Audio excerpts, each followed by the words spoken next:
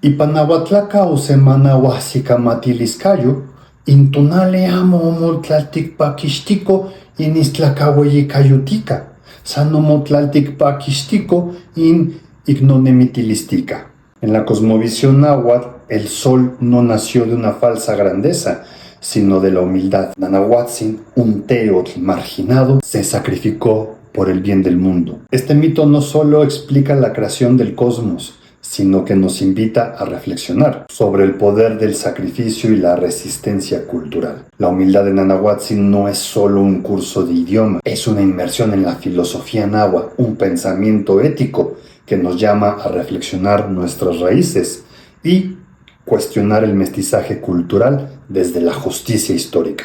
Sin promesas vacías, alejados de las ideologías mexicatiahui y nueva era, solo conocimiento profundo y pensamiento náhuatl antiguo transformador.